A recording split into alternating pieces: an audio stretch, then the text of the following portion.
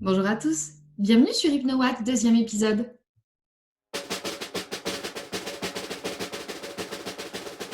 Alors je suis super heureuse de vous retrouver aujourd'hui de manière à pouvoir vous parler d'hypnose, de ce que c'est que la transe.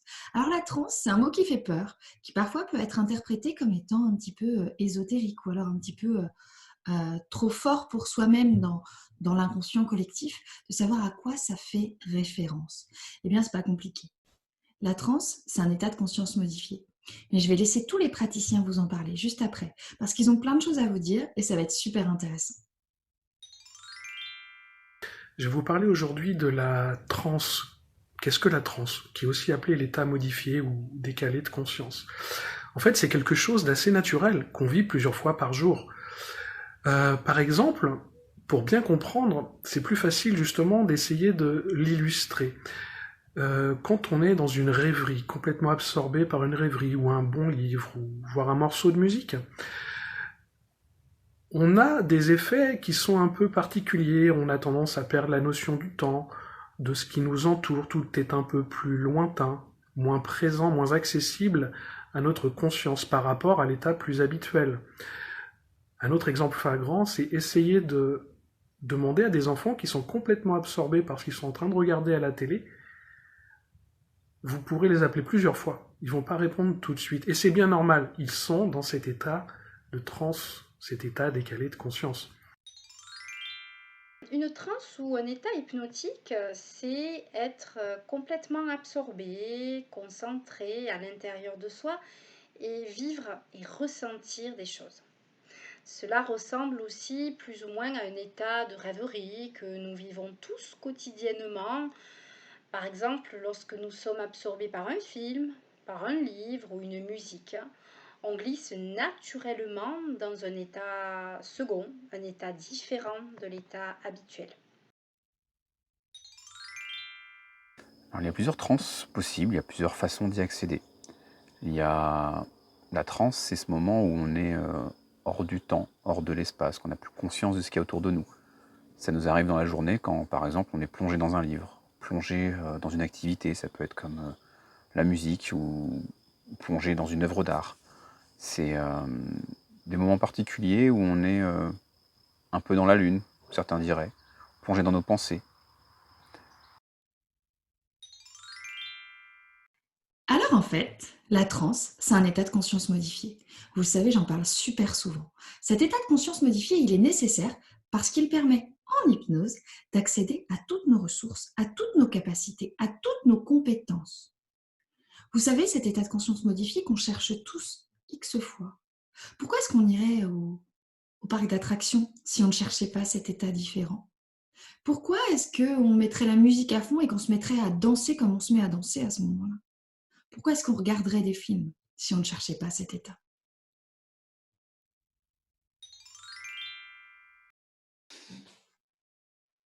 Pour moi, la transe, c'est un voyage. Un voyage au cœur de son corps, de ses sensations, de ses émotions et de son imagination. Pour faire ce voyage, je vous accompagne dans la mise en place d'un état d'hypnose. L'état d'hypnose, c'est un peu comme quand vous laissez libre cours à votre imagination, ou qu'une partie de vous vous emmène dans une rêverie éveillée. Un état duquel, lorsque vous en sortez, vous vous dites: tiens, j'étais absorbé dans mes pensées, ou j'avais la tête ailleurs. Ça vous rappelle quelque chose? Le fait est que, même lorsque l'on prend conscience de cet état, nous n'avons pas appris à y retourner. Et mon rôle, c'est de vous y accompagner.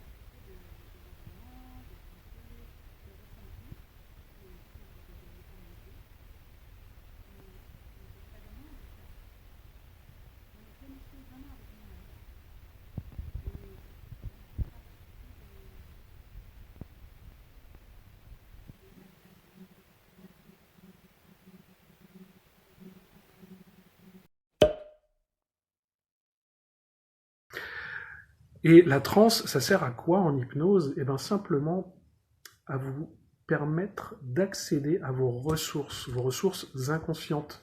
Ces ressources, en fait, que vous ignorez la plupart du temps parce que, par définition, justement, elles sont inconscientes. Or, dans cet état de transe, vous y en avez un accès privilégié à votre imagination, à toutes vos ressources internes, celles qui vous permettent de vivre au quotidien, sont vraiment que vous y prêtiez attention, parce qu'elles sont là. Dans cet état de transe, vous y avez cet accès privilégié. Et c'est à ça que ça sert, l'état de transe, en hypnose.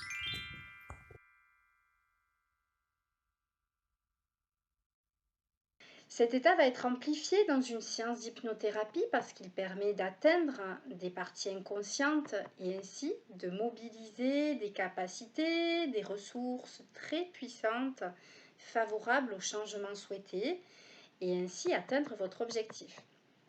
L'état hypnotique est parfois léger, parfois intense, parfois profond. Certains disent qu'ils se sentent décollés, d'autres qui plongent. C'est totalement différent pour chacun.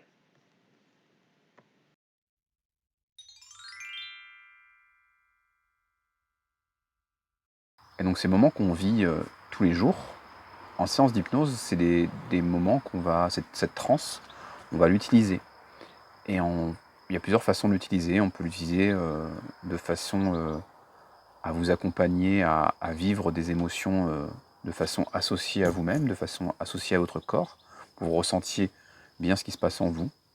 Ou alors on peut vous accompagner de façon dissociée, c'est-à-dire de vous mettre dans un état et de vous faire observer ce qui se passe, comme si vous étiez spectateur de ce qui vous arrive. Et donc tous ces outils, toutes ces façons de faire font partie des palettes de l'outil, des palettes qu'a le praticien pour vous accompagner en fonction de votre problématique.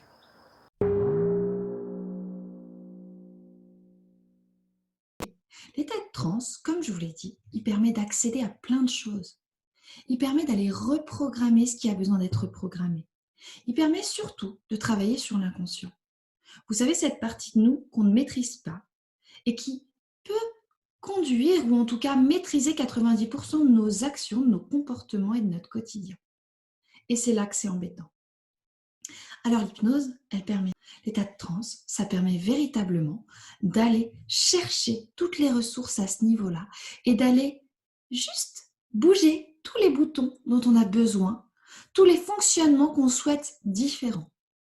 Dans un état d'hypnose, dans un état de transe, on peut accéder à beaucoup plus de ressources, beaucoup plus de capacités, qui sont tellement moins bloquées par toutes nos croyances limitantes, par tout notre quotidien, qui sont beaucoup plus libres et beaucoup plus ouvertes. Alors l'état de transe, ça sert à ça.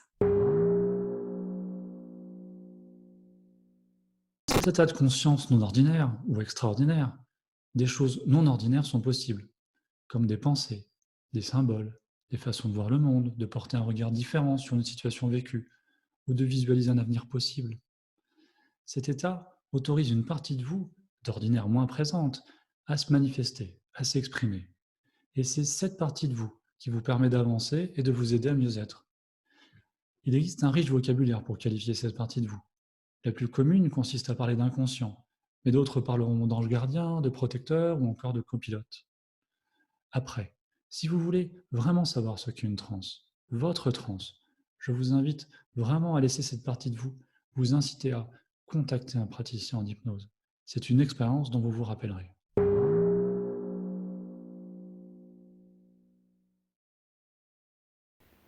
Avez-vous déjà essayé de changer vos croyances ou comportements en essayant par exemple de répéter des affirmations? Je suis une personne heureuse. Je suis heureuse. Je suis heureuse. Je suis heureuse. Ou alors, avez-vous vu déjà quelqu'un qui a la phobie d'avion, de prendre l'avion, et qui arrête d'avoir peur quand vous le dites? Écoute, vraiment, aucune raison d'avoir peur. Pourquoi tu as peur?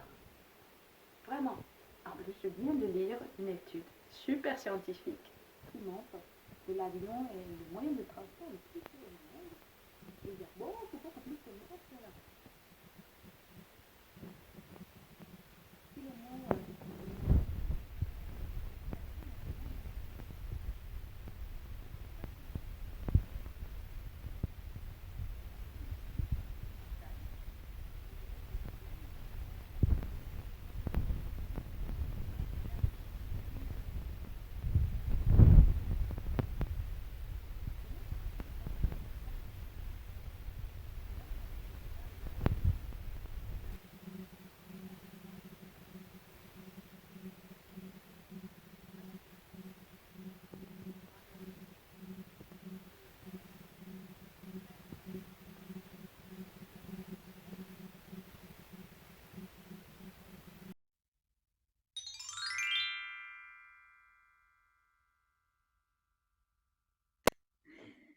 Vous en avez appris un peu plus? C'est plus clair pour vous?